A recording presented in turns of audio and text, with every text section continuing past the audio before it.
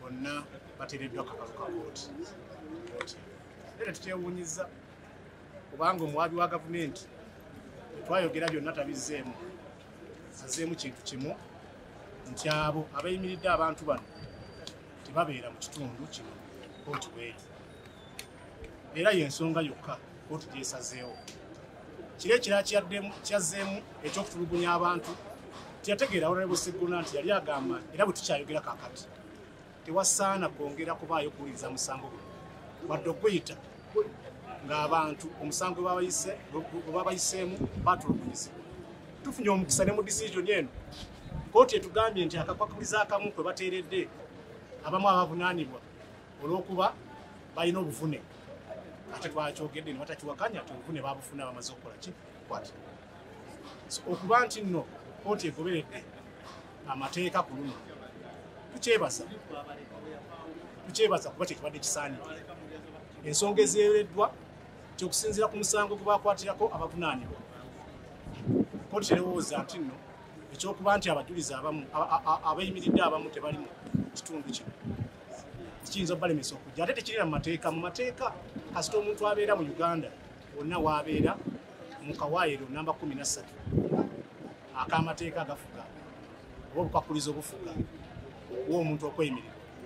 ako kaba tekakyogerako so tuli basanyufu twebaza ttiimu yonna ey'aba lawyers okuba nti bazze ne bayiwayo omubiri ne bayiwayo n'amagezi twebaza bonna bamembers ba NUP be badde batiisa naye bawaddeyo nti oba bajja wano oba n'abakwatira nabo wano nga bwe badde bayoola abantu bagambye nti tujja kujja oba naffe tugenda tukole ki kuba watali bantu abo ekigendererwa ky'okugoba abantu ku kooti kwe kwatiisa n'okujja okweyimirira ki abantu nga kyendaliko e Masaka musango gwa Kireewa naye okuba nti beewaddeyo wadde mubatayizza nga bwe tulabe emmotoka zitayizza okutiisatiisa abantu twongera okubiriza bannayuganda tusobola kulwana ffekka nga bannamateeka mubadde bwe tubadde kyekywaki tufunye eddembe ly'abantu mu mateeka tewali kisinga ddembe lyakubanga omuntu yeetaaga mu mateeka tugamba its next to life itself so mubazizzaamu obulamu mwebale nnyo mubaleka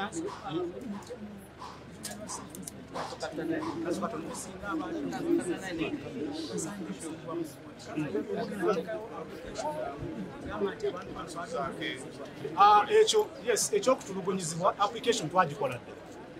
yali oro tugenda maaso bekitegeeza kuteekamu obuwandiike ekirungi obujulizi badde batusaba kati abantu baffe tubalina tusobola n'okubatwala mu basawo ne balaga ebiwundu bimaze ebbanga kibiri so obujulizi bwe buli sikyakwekweka kyekyo kinkubuulira nti omuwaabi wa gavumenti naye bimulemye okuddamu okulaga nti bano tebasaanidde kubwaki beeri tugenda kusinziira ku ekyo tugenda kuteekamu form application egamba nti buno omusango tegulina kugenda mu maaso ng'amateeka bwe gagamba kubanga ne kooti ekitadde mu rulingi yakyo nti waliwo abaatulugunyizibwa kwesinzidde newankubadde omujulizi omubadde bagamba tasaanidde okukola ki kumuwa beeri n'ekirala kooti eteekeza ekyatuyita judicial notice ti n'ababiri wano mu kooti ng'eraba bagiddwawo ambulance nga state yennyini yegamba bano balwadde bayi kati abalwadde abayi bujulizi obusinga obwo era kuba kumenya mateeka musango bugenda mu maaso ng'embeera eya bulijjo tugenda biwakanya naye kati tugenda kuteekamu form application embeera abasiraamu mwe baaleetebwa ng'ekaabya amazima omuntu yegena eyali tasobola kukaaba oba kukyusaako mu ntunula ateeka okuba nga kyali kisobola naye abantu bano baakubibwa bubi nnyo ekimenya amateeka buli mwakimanyi bulungi nti ssemateeka okuviira ddala kawaayiro aka 23 24 kagaana okutulugunya abantu. Inhuman and degrading treatment egaanibwa mu mateeka. Ne corporal punishments courts have consistently zize zisalawo nti abantu tebakubwa kibooko. Omuntu yenna okukubwa kibooko abeera amalamu ekitiibwa ky'omuntu. Okuba omuntu kibooko abeera amalamu ekitiibwa. Nabwe ekityo embeera gye baalimu, embeera abasibe gye balimu n'essaawa eno tekyewuunyisa nti babadde abamu basobola okutondoka eri ne bagwa. Kubanga ne mu kkooti mwennyini tuluddemu embeera eri mu kkooti mugirabye. Abalamuzi tetulina kyakubasalira nti nno kkooti eno yakateekebwa waliwo ebiwulamu naye embeera eyo naye badde teyeebereka considering obulwadde bw'abasibe balimu. Kyanaku nti tutulugunyizibwa ne kkooti ziri reluctant nnyo okutambulira ku mateeka nga bwe gagamba okwenforcinga eddembe ly'obuntu naddala omuntu atulugunyizibwa. Kubanga mateeka gagamba the moment court ediscoveries nti omuntu bamutulugunya ubeera tukyalina kyomuvunaana. Naye kkooti abalamuzi baffe tumanyi nga bwe batuuse kkooti waawe ziyimiridde tugenda kugezaako okubyenforcinga okulaba nga zisobola okuyimirira wamu naffe zifune obuvumu nazo zive mu kutiisibwa okugenda mu maaso mu bitongole ebyenjawulo nga ne kkooti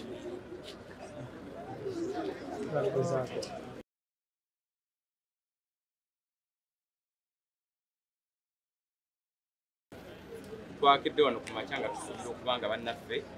basobola okufuna eddembe lyabwe bajjanjabe era omulamuzi asobodde okukikola ekyo. Naye ekisinga obukulu kulaba nga abo abajambula bajjaati bebandibadde bali mu kkooti, abo abakola ebikyamu bebandibadde bali mu kaguli,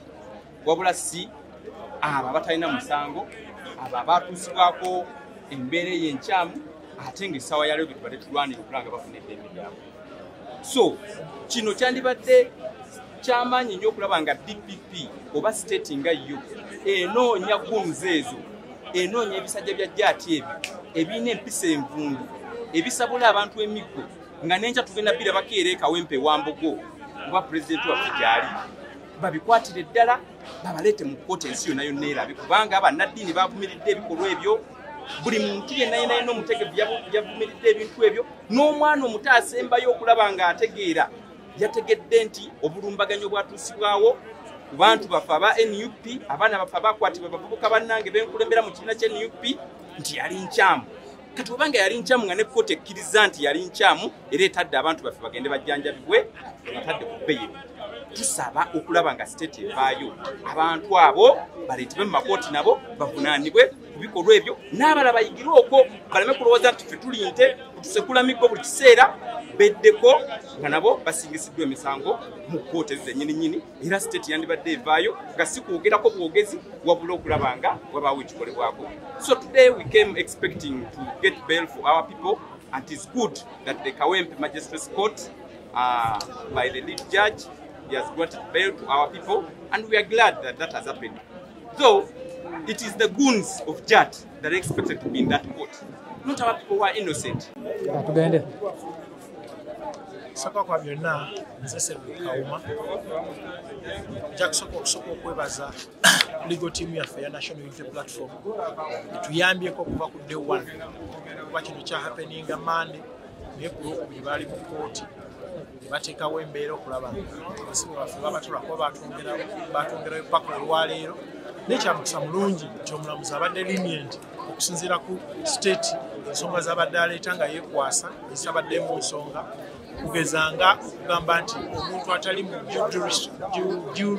jurisdiction ya kkooti eno takkirizibwa kweyimirira muntu ekyamazima tekibadde mu mateeka kuba etteeka ligamba muntu ali mu Uganda nga munnayuganda ngairaga muntu ng'ate surety yali substantial. So tebadde mu kuuma ebyabaloya baffe bagimenyemenye okukakana nga abantu baffe bakoze eki babatadde ku kakalu ku ssente eziri non cash era bavuddeyo tugendagenda nabo. Ogenda kusooka n'amanya lina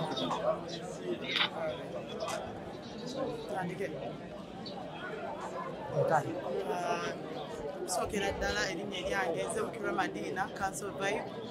Anvidde Ekibuli nga ndi mukulembeze mu National Unity Platform okuva Ekibuli okusaba kw'abangi tweyanzeege balooya baffe abakulembeze baffe abasobodde okujja ne babeerawo mu bungi bakomrade bannaffe aba NUP okujja okubeererawo bannaffe tweyanzeege okusingira ddala ne bannamawulire tukoze omulimu gw'amaanyi tweyanziza baganda baffe bonna babatadde 26 bonna agaye babakwata bonna babatadde bagenda kufuna obujjanjabi obutuufu n'ekisinza otwenyamiza waliwo baganda baffe abamu be batutte abakyala 2 babatutte mu ambulance nga bali bubi nnyo kitwenyamiza nnyo ne lawyer owa gavumenti yennyini kimukwasizza ensonyi okuta bannaffe nga bagamba nti abatadde ku beewo tewaliwo kyayogedde n'ebibuzo byamubuuziddwa byonna baganda baffe lwaki bakubiddwa tabizeemu yesi abatadde buti tabadde na lunaku lwakudda so tuseemira ddala baganda baffe bonna asobodde okujja kuzibadde bateekamu akateeko kangi nnyo nga batutiisa bakyamani abasinga ab'ekabalagala babakutte bakyamani babakutte naffe batutiisizza nga batugamba buli omu eyajja tobera mu kitundu gy'ova bagenda kukwata temujja bateekamu akatengo kebateekamu kwalo kansa gwe twagendako kwalo omuganda waffe akireewo bamukwata ne batutiisa okugenda okumweyimirira baga buli agenda okumweyimirira bagenda kumukwata naye tubalaze nti tumalako tetugenda kwetiiririra tujja kujja tubalwanire baganda baffe tubajje omukomera kulwa Katonda n'ensi yange.